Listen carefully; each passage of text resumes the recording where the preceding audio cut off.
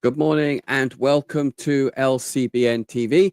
This is the UK in Focus show with me, your host, Reverend Chris Wickland.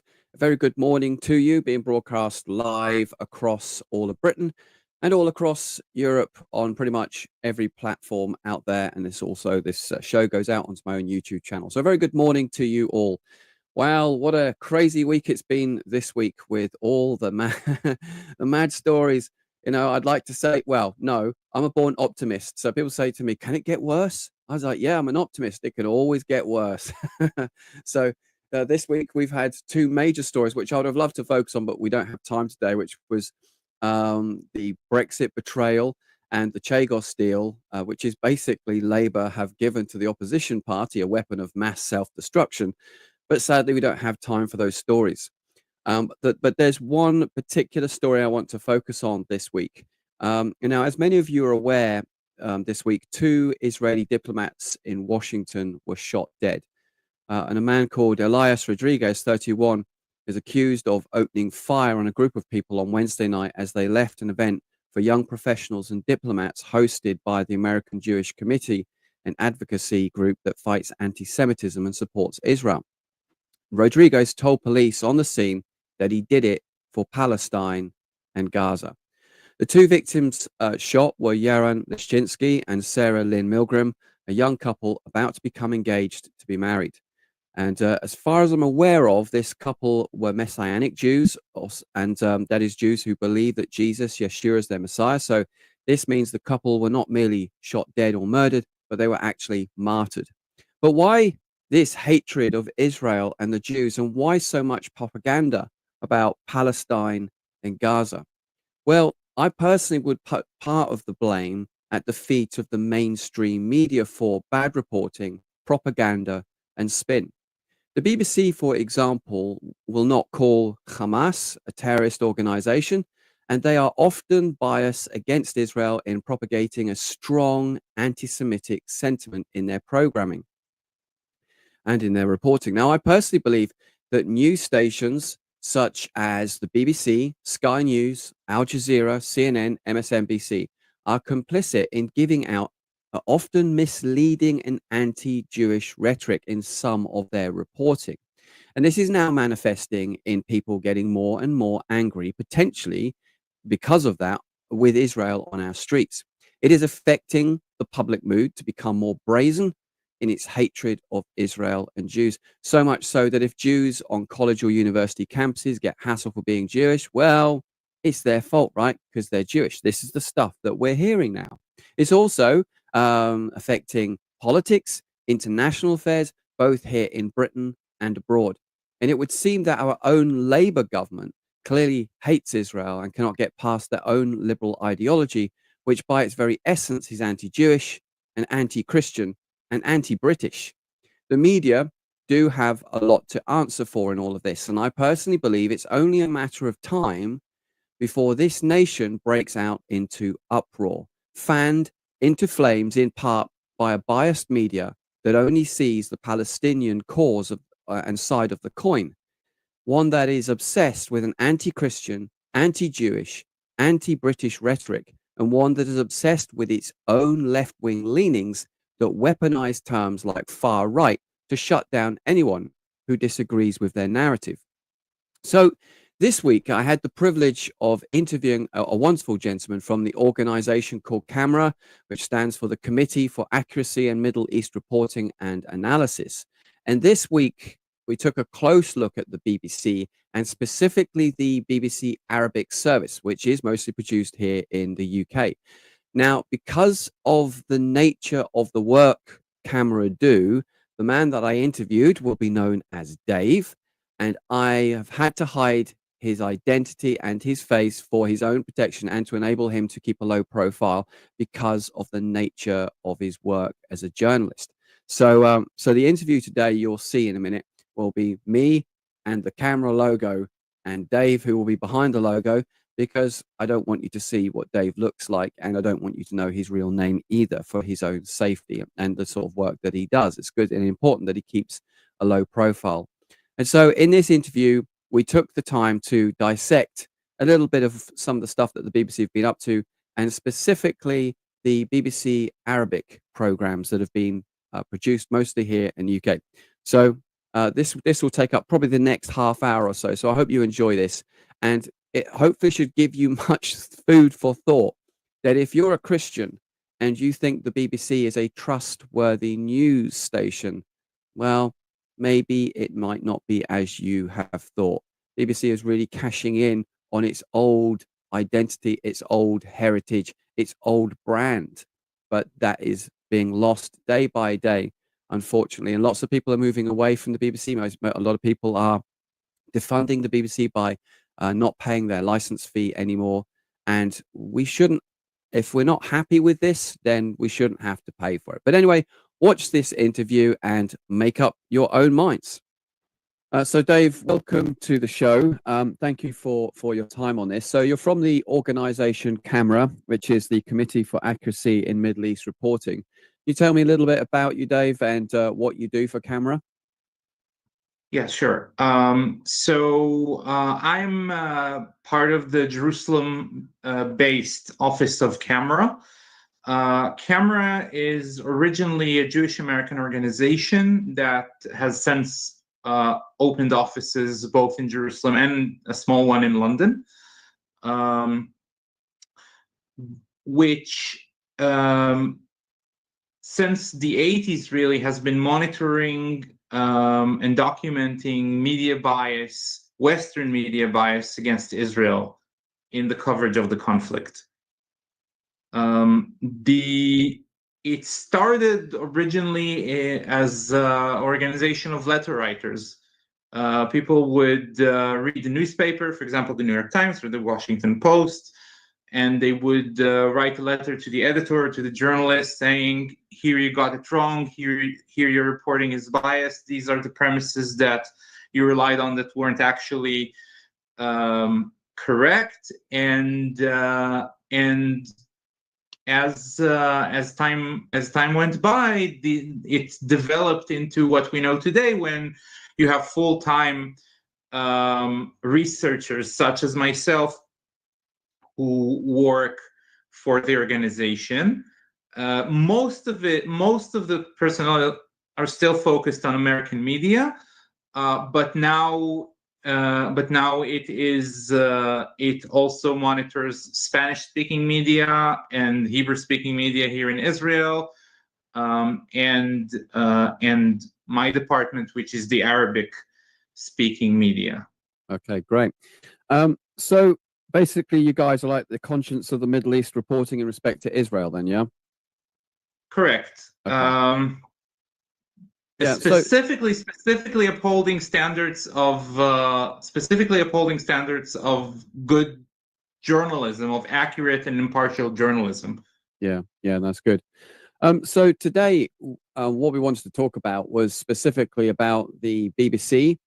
Now they have been bad enough in the English language, but BBC Arabic, I've been hearing from CAMERA, have been putting out some rather questionable content.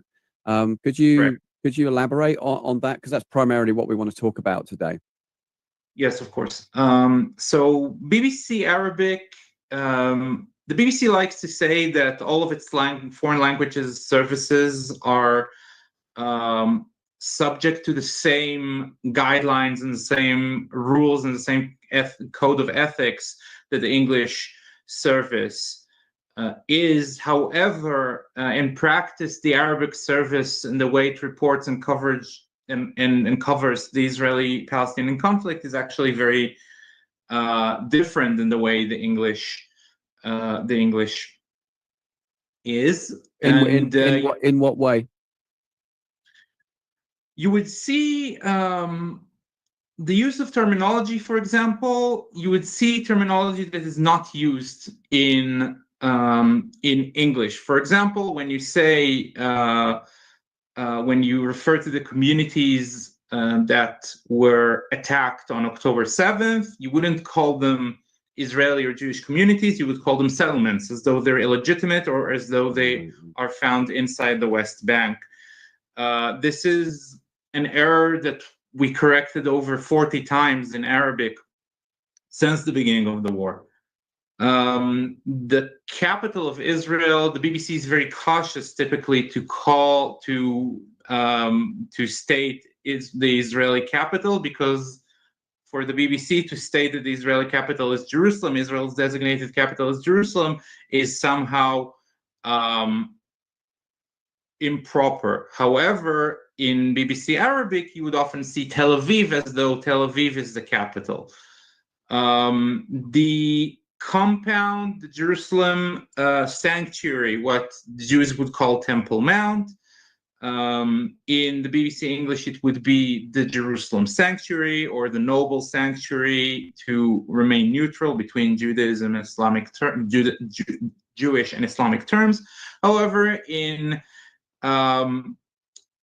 Arabic, it is referred often in its entirety as the Al-Aqsa Mosque, including the parts that are outdoors, which means that, for example, if Jews visit on Temple, like in Temple Mount, if Jews enter Temple Mount, they would be referred to as settlers storming Al-Aqsa Mosque.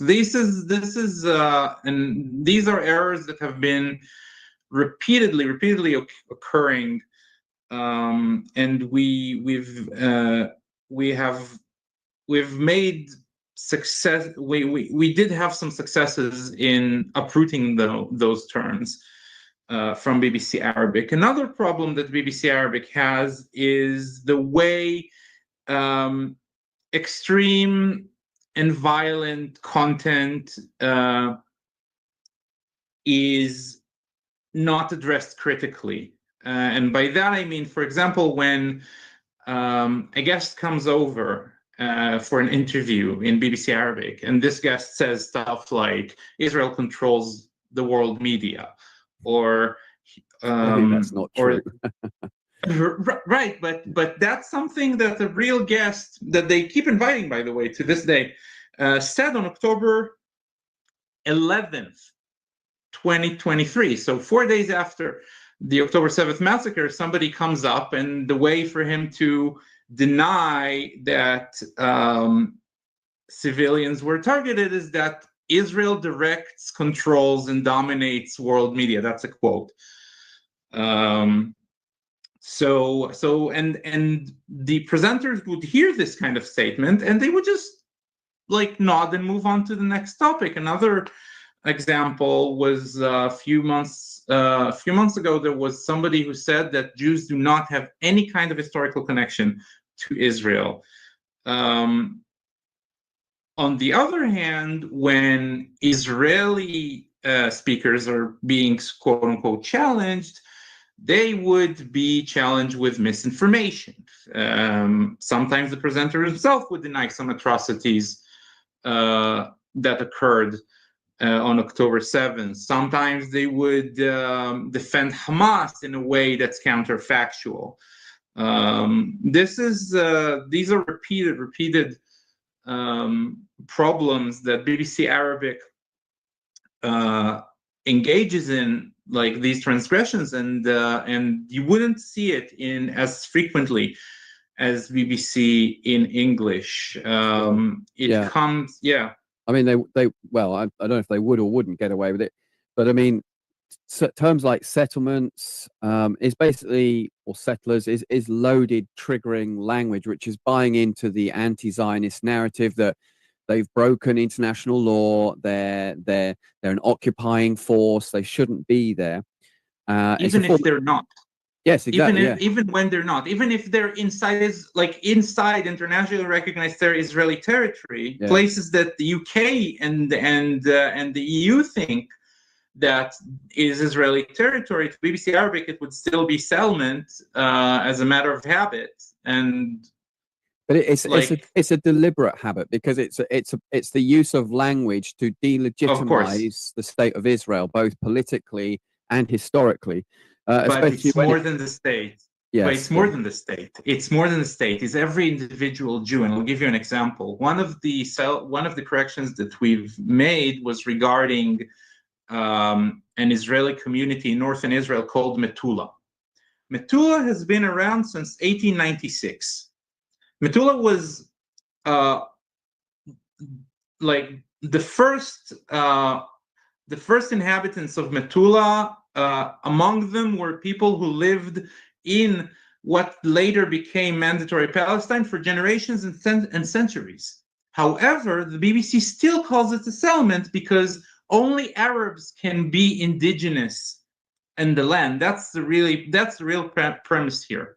Yeah, that's the real premise here, and that's the real problem. Yeah, and especially when so we it's see even worse. It's even worse than delegitimizing the state of Israel. It's delegitimizing any kind of Jewish indigenousness in the land. Yeah, no, that's right. So I was going to say it both delegitimizes Israel as a state, but also with the likes of UNESCO are trying to also delegitimize Israel's historical connection to the land as well, so that they can put out this propagandized narrative that that Israel or the Jewish people being in Israel is a relatively new phenomenon and has nothing to do with early history, etc. Even though the archaeology goes to the contrary, but UNESCO have been complicit as well in bulldozing certain archaeological sites and building houses on it, so it does away with the historical narrative that Jews have always been there.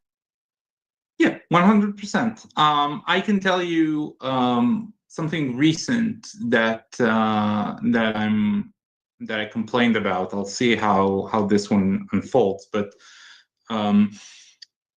they referred to violence between Jews and Palestinians in the 1920s and the 1930s. Both the Jewish and the Arab side during the time of Mandatory Palestine, both the Jewish and Arab side of that violence were made up of both Palestinians, which were indigenous, and non-Palestinians. They were Jewish Palestinians until 1948. Right. To call the Arab side Palestinian and the Jewish side not Palestinian, this is a problem. This is again the premise that Jews cannot be indigenous and Palestinian Arabs, only Palestinian Arabs can be indigenous. Yeah, no, that's right. Another question: who is the BBC actually accountable to? Because I know that there's a lot of people that have tried to complain about the BBC, but somehow the BBC seem to be exempt from, even Ofcom doesn't seem to be able to have the power to deal with them as they ought to be. That is correct. The BBC, every 5 years, I think they have a parliamentary debate regarding their license being renewed. And this is basically the only time where any kind of real oversight, that BBC content is under any kind of oversight, and this is a problem, right? Other than, obviously when they correct and we publish that correction, or like in the very rare cases they themselves publish that correction, yes, there is some acknowledgement which is open to the public, but sanctioning the BBC over these transgressions is something that we're still far from. Yeah, no, definitely. So what did you know? So BBC Arabic, where's it actually broadcast from? Is it done in Britain or is it done in the Middle East? Mostly Britain, but it also has offices in Cairo, Beirut, Amman, even here in Jerusalem. Okay. Yep. And so if most of the content is being broadcast from Britain, and Camera and various other organizations are noted, because it has been noted, even just on the English side, the sheer amount of anti-Semitism is off the needle. So is it an awful lot worse from the British Arabic side than it is in just the British English side? Yes. I'll give you a good example. Yeah.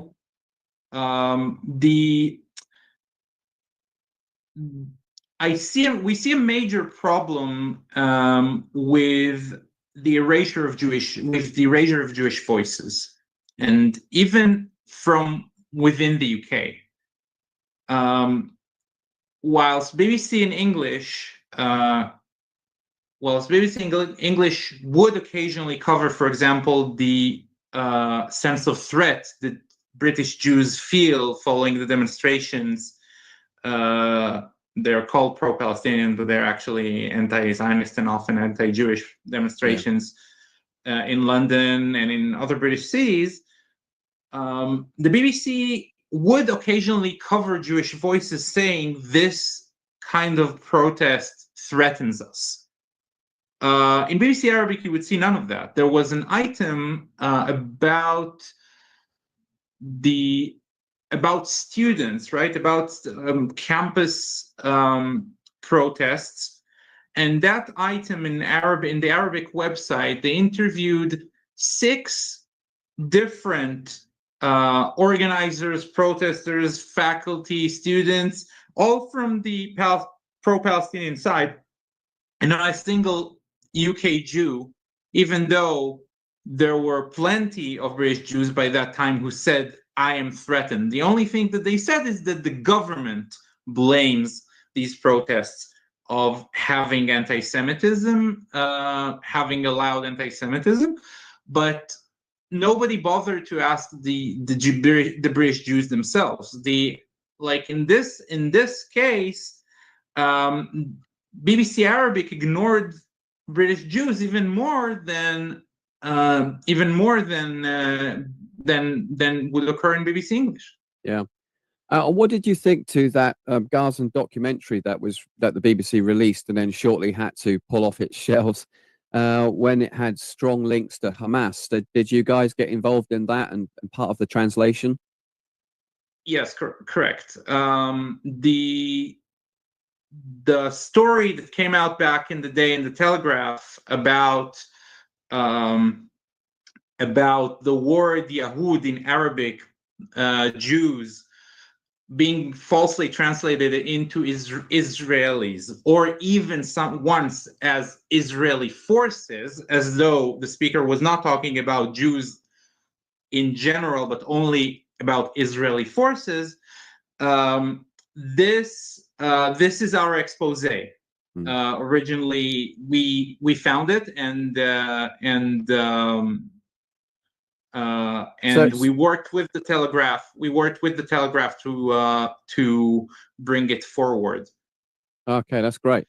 I mean, has anything happened since that? Because the BBC and we don't really now know if the BBC actually gave money, government, public money to which the BBC taken as their license fee to pay for that documentary and pay for the people in Hamas to actually do that documentary. Do we know if that's actually if there's any evidence of that at all? According to the BBC right now, the investigation is ongoing, but they did not release any. They did not release any results. How long does it take to do? I mean, they're the ones that know what they're doing. Part of the problem. Yeah, part of the problem is there might have been payments that went directly to Hamas members, and this might have repercussions like legal, even like some people would speculate criminal. Yeah. So I think they're very, very cautious because of this reason. So if you could just for a few minutes talk to me about, I mean, the pogrom of October the 7th, because what I saw just on mainstream media in general was the initial shock, and then within a week I saw Holocaust denial in real time. It was allegedly Hamas had done these things, and then before we know it, then it became all about genocide of Israel. So the victims became the victimized. So how did you find this at that particular time, especially from the BBC Arabic reporting side? So BBC Arabic. Let's start. BBC Arabic, like many Western channels, it should be said, every time that something bad happens to Israelis or Israeli civilians, the usual framing is always Israel says, according to Israel. Wow. According to Israel, even though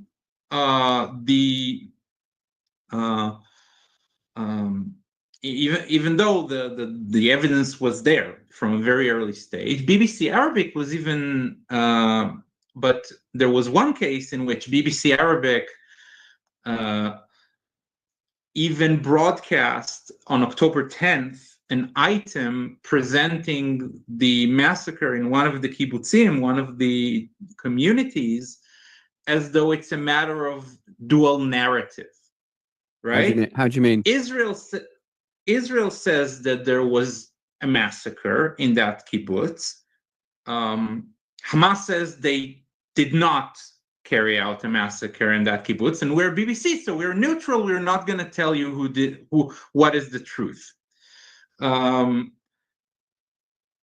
This is a very common trick to deny something that there is evidence in the ground that is true, to present it as though it's a dual narrative thing, right? Israel says it did not carry out the massacre. Israel said there was a massacre. Hamas says it did not carry out the massacre in Kfar Aza, and we leave it to the viewers, because we're BBC and we're neutral. We leave it to the viewers to decide whether there was or was not a massacre in Kfar Aza. And that is, by the way, a day after Jerry Bowen himself was in Kfar Aza reporting from there. So in this particular case, yes, they went far, far beyond what would be considered acceptable journalism, even in BBC English. They removed it very shortly afterwards, but they never publicly apologized for broadcasting that item in the first place. Wow. I mean, what do you think the BBC's end game is here? And what are they hoping to achieve by? Because technically, I mean, they've just, it seems, not saying they have become, but it seems like they've become a Hamas propaganda station. So what is it that they're trying to achieve here? And yeah, well, I'll answer that first question. I'll lead to my next question. So what do you think the BBC are trying to achieve in this bad reporting? So I would call it a very, very bad reporting. I wouldn't call all of BBC a Hamas mouthpiece. They're still it's a very, very low bar to cross. They're still better than Al Jazeera. I'll give them that. Yeah. Which is a Hamas mouthpiece.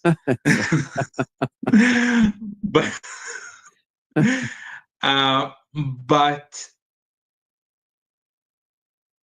I cannot go into the mind of the BBC management and realize what is it that they're thinking. I think that the level of trust in the BBC's journalistic product, specifically BBC Arabic journalistic product, has gone way down since the beginning of the war. And if they are in any way at all interested in keeping some of the dignity of quality journalism and coverage that they used to have years ago, they must reform deeply, and in Arabic specifically. Sure. So what do you think from your perspective? What's been the single worst thing that you have seen since the October the 7th massacre in respect to BBC Arabic? One of the things that's just really wow, that's just completely out of order. Oh wow. Well, where do you begin? Yeah, where to begin? Really, we're talking about over 120 complaints that we have filed since October the 7th, only about BBC Arabic output. One of the worst cases was when they put a live reporter, what they would call a journalist reporting live from Gaza, who later turned out to be a story of the Times from about 10 days ago, later turned out to be managing Hamas's propaganda television for almost 3 decades. If you consider website television, all clear Hamas mouthpieces, places that BBC itself called them Hamas run and belong to Hamas. This guy was running them for 27 years, and the BBC employed him. We're not sure in what way employed. We're not sure what did they pay him for that, but they definitely put him on air as a journalist reporting live from Gaza. not, of course, disclosing the fact that he was running Hamas's propaganda channels for 27 years. Wow, yeah. That is from the recent stories. That one was really one of the worst. Another journalist said, like, we found the statements of his on Facebook that we will burn the Jews like Hitler did, only that we will not leave a single one. Right, that's another one. There are many praises for murders that again go completely unchallenged. Do you think? Of course, the use of social media of the BBC employees themselves, we found at least 6 full-time employees and 1 freelancer on that celebrated October the 7th. And on social media. Have those people been sacked for that? No. See, this only is... they're still there. Not only they're still there, they're still covering Israeli and Jewish affairs. You see, this kind of thing annoys me because I've got friends, and just by being pro-Israeli on things like platforms like X, and maybe having upset about some of the radical Islamic stuff that's going on both in the world and in our nation, those people, they get picked up by the police, they get picked up by the Charity Commission or whatever, and pulled through the hot coals. And yet these guys, the BBC guys, they're nothing. They get no comebacks. Everything's okay for them. But if you have an opposite narrative to that, you're going to get into trouble. This is extremely worrisome.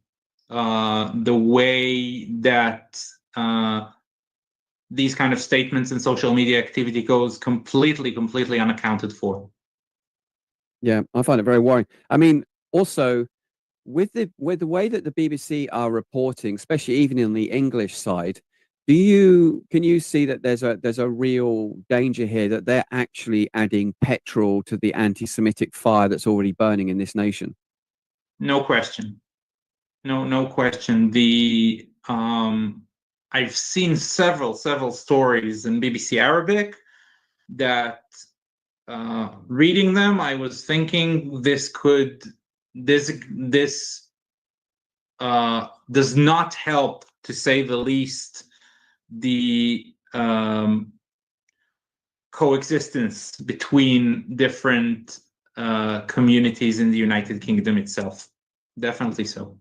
Yeah, I mean, because since October the 7th, we've had the pro-Palestinian marches, and they're still carrying on and still carrying on. And it amazes me that, people like BBC and Sky News and things, they're quick to point to the far right, but they themselves are actually fueling the anti-Semitic left with all the protest marches and things. And it's actually leading to a potential powder keg that's waiting to go off, because people who are what I'd call normal Westerners, center right politically, they've been marginalized, name called to being far right. And with what the BBC are doing, both in the Arabic and in the English, they're adding fuel to the fire.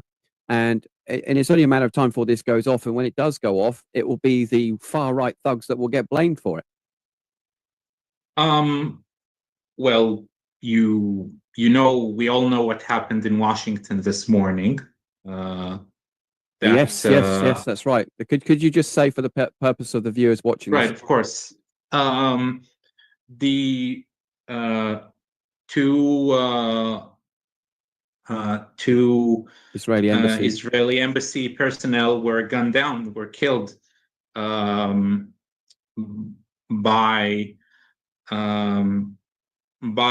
murderer who, according to what we know right now, was chanting as he was gunning them down all the radical left slogans, such as globalize the Intifada.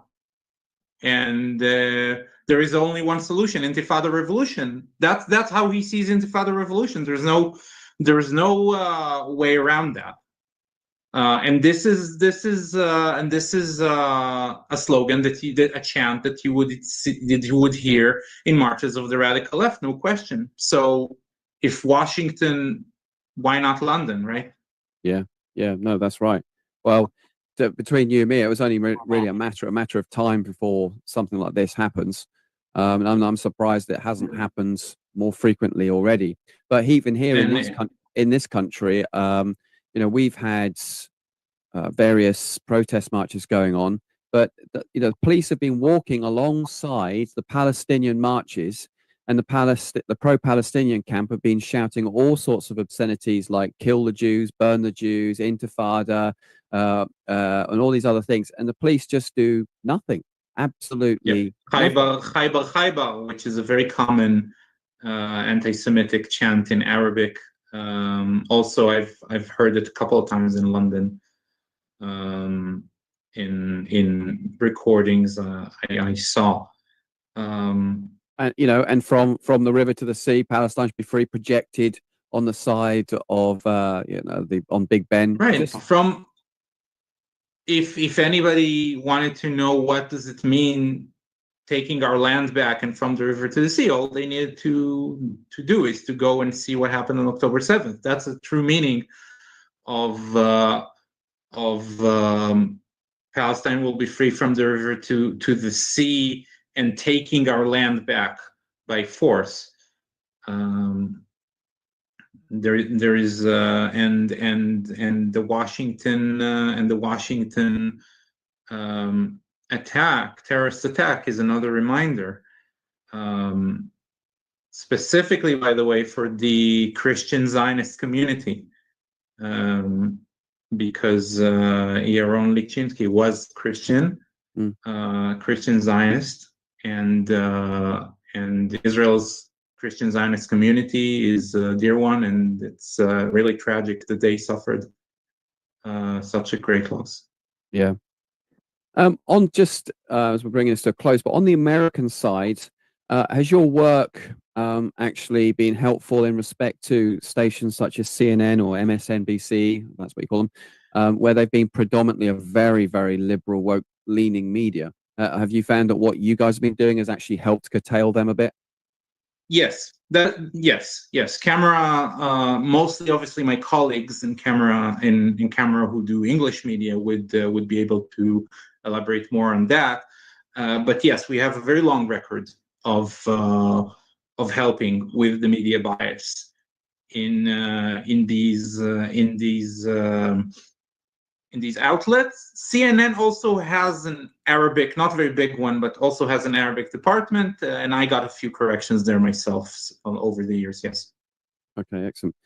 So finally, where do you think things are going with the BBC? Do you think they're just going to keep churning out the alleged stuff that they keep doing, or are they, or do you think they're going to get their act in shape? Because for the simple fact is that they're losing a lot of viewers, both in English and is the Arabic side losing viewers as well? No, because the Arabic side does not aim for not necessarily, I would say. Okay. The Arabic service is not aimed for the British public in the first place, because the British public does not speak Arabic by and large. Yeah. Largely does not. But any estimate about where does the BBC go from here would have to take into account, would be dependent on the British taxpayers and the British license fee payers themselves. What you mean, defund the BBC? No, not necessarily, but the more I'm not British, and I'm not taking any position regarding what should be done with the BBC. Yeah. But all I'm saying is that the British public, that the product that the British public thinks that it gets from the BBC is actually not what it actually gets from the BBC, especially not in Arabic, a language it does not understand. From that point on, it is upon the British public to decide what should be done and what any taxpayer, license fee payer individually is willing to raise their voice over this very serious issue. Yeah, no, definitely. Especially when it has the potential of fueling a possible civil war, both here in Britain and in other places. I think what the BBC are doing is potentially very, very dangerous. So, for me personally, I can't tell anyone else what to do, but I stopped paying the BBC a while ago because I just can't see why I should fund basically anti-Israel propaganda, which could basically cause disruption both here on our streets and cause chaos in the Middle East, mostly based on lies, misinformation, spin, and liberal rhetoric, which isn't actually based on historical fact. The final resolution of the BBC issue should be put in the hand of the British public. Yeah. I agree. What basically through its elected representatives, and what we are trying to do is inform these elected representatives about what the British public thinks that it pays for when it's actually not getting the product that it thinks that it's paying for. I guess the BBC is still cashing in on its brand. Back in the 70s and the 80s, it was a relatively stable. It was they called it Auntie, didn't they? BBC. It was a good, stable brand. It gave you the information, go with its history going back into the wars and things, and it was a great British broadcasting company. Whereas now it seems to become more like a propaganda station. I suppose they're still cashing in on the idea that the BBC is a great logo and a great company, but as you say, it isn't got the product behind it. The idea of an Arabic speaking station, I'm going to talk only about BBC Arabic now because that's my field. The idea of an Arabic speaking station that presents and promotes British values to countries where there is no open society and there is no democracy is a good idea. In general, forget Britain, forget France, forget the US, whatever constellation the West decides to broadcast to promote its values through the means of news, to present its values through the means of news and content, it's not a bad idea. Yeah. Whether or not it should be right now, it is not what happens in BBC Arabic, and it is up for the British public to decide how will it be able to participate in that task of promoting values to Arab nations and places where democracy is nowhere to be found and open society is nowhere to be found. So if BBC were lost a lot of funding, which I believe they are losing a lot of funding, would that then affect the BBC Arabic itself as well? Most likely, yes.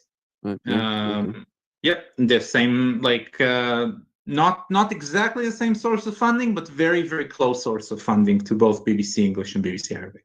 Okay, that's good to know. And finally, on a rating of 1 to 10, 1 being really bad, 10 being great, where would you place the BBC for its journalistic excellence of the Middle East?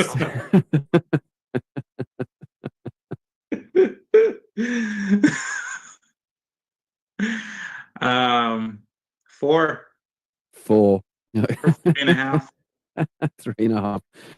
Okay, 3.5. We'll go with that. Yep, that sums it up. So, and actually, one last question, because people might be thinking this: if the BBC, I know you're doing BBC Arabic, but there's a lot of good Middle East news services out there.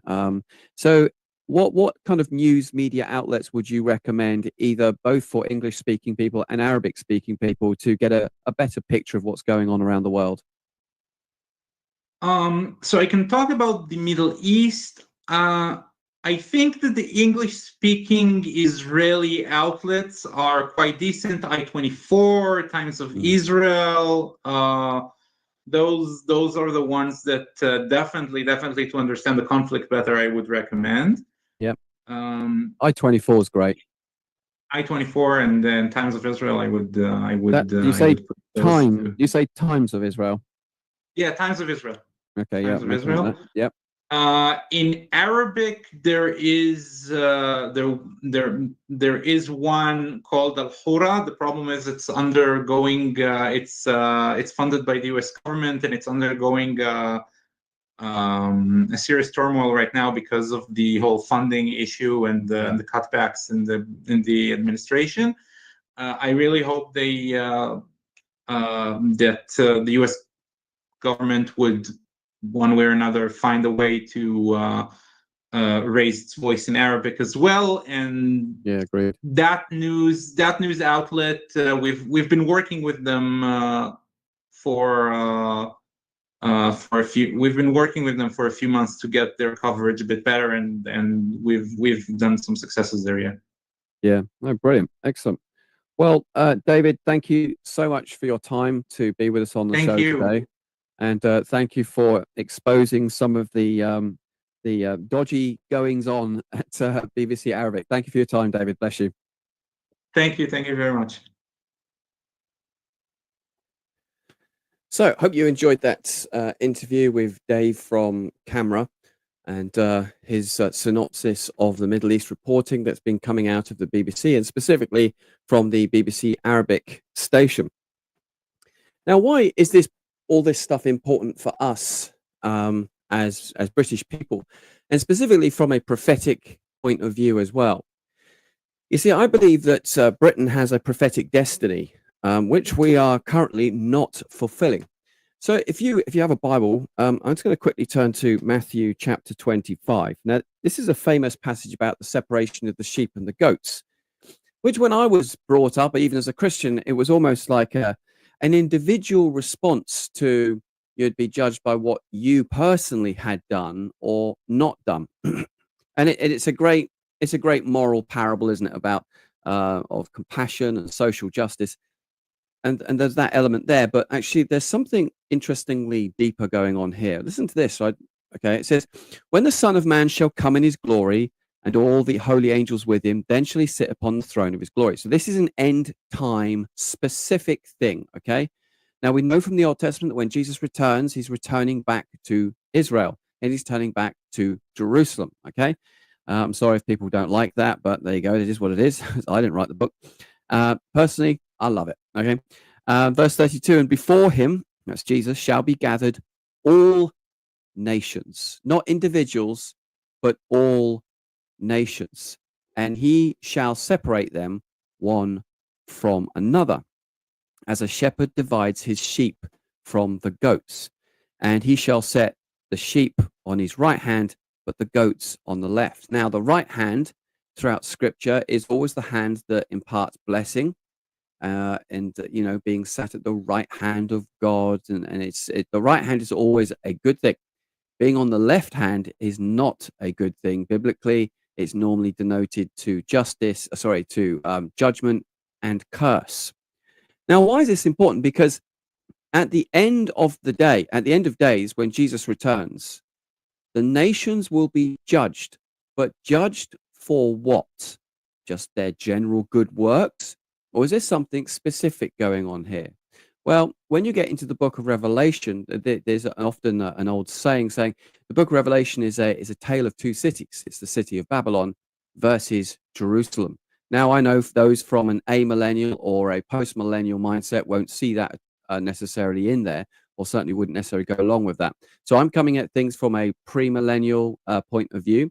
Also, it's much more consistent with Old Testament apocalyptic literature. So the book of Revelation has 400 references outside of itself back to the Old Testament.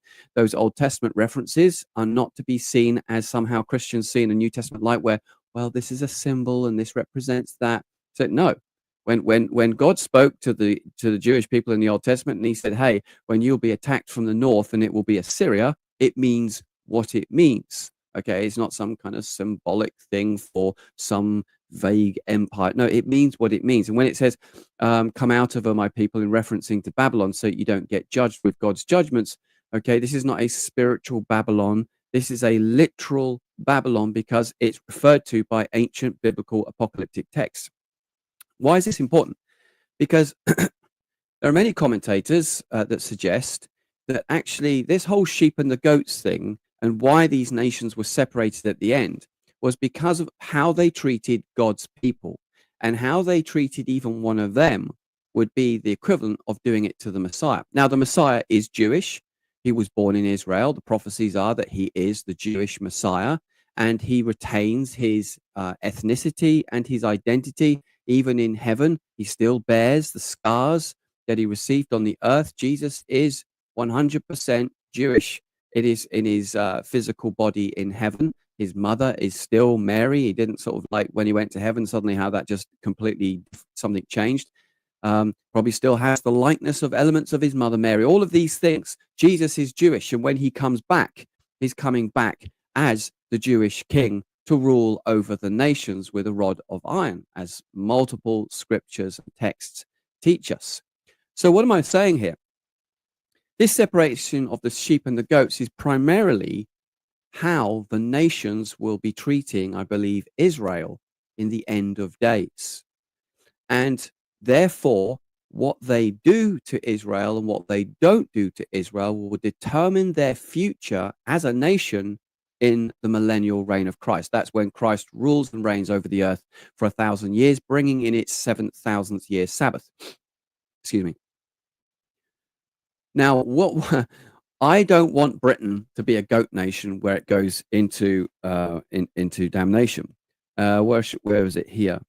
It says here in verse 46 about those ones that didn't treat Israel correctly. It says, "And these shall go away into everlasting punishment, but the righteous into eternal life."